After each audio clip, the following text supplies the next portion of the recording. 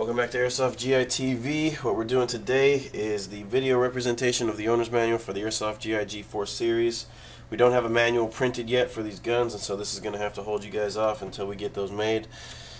For the most part, all the G4 series have a crane stock, and the crane stock adjusts with this little push lever right here.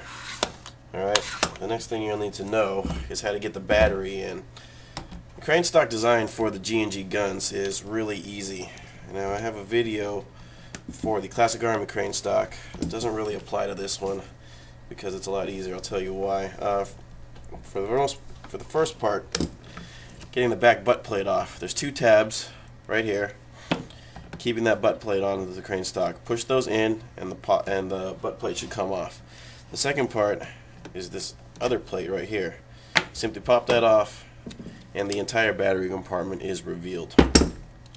Now the gun doesn't come with a battery, but I would strongly recommend using a battery like this. Okay, this is the Intellect 9.6 volt 1600 milliamp nunchuck battery, and this black thing is the contraption that comes with the G&G crane stock, and what it does is just organizes the cells and the wires to make it easy to use.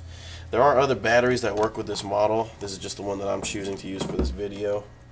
But if you did want to get like the Intellect 9.6 2000 milliamp crane stock battery, that'll probably give you the same rate of fire output, but just a little longer play time since it has more milliamps.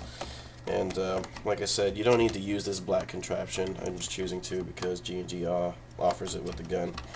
And in case you do, I'll teach you how to use it. So, yeah, it keeps everything nice and neat. Put everything back inside. This plate goes back on, and the butt plate goes back on the rear end. Everything pops into place nice and neat after that. Some of the simple operations of the gun. This is the fire selector. Right now it's on safe, semi-automatic, and fully automatic. You should always keep the gun on safe until you're ready to fire. On this side right here, this button is the magazine release. Simply push in, the mag falls out. Tap the mag in on the bottom when you're putting it in to make sure that it's in nice and sturdy.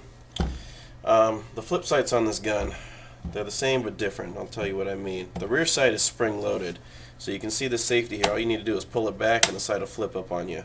Likewise, when you put it back down, pull the safety back and it'll go back into its place. The front sight, however, is not spring-loaded. Simply folds up and down, easy to use, no strings attached. Now the hop-up is in here.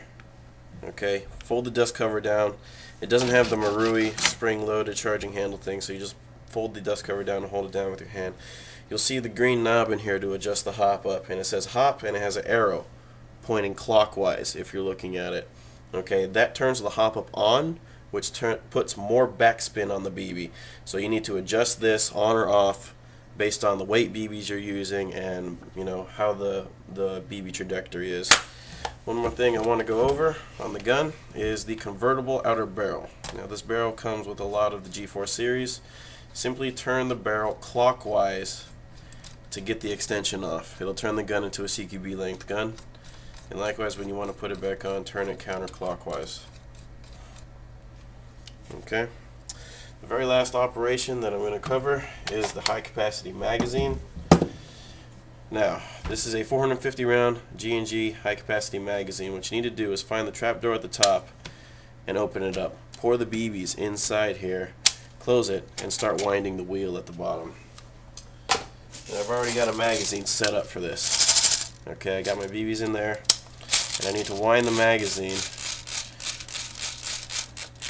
until the BBs come up to the top. Now, even though the BBs are at the top here, I'm not done yet. I need to keep winding until the pitch changes, or I start hearing the double click. That's how I know the magazine's fully wound. Once the magazine's wound up and the battery's in the gun, you're ready to start playing, semi or full auto, whichever you choose. Make sure you always wear eye protection.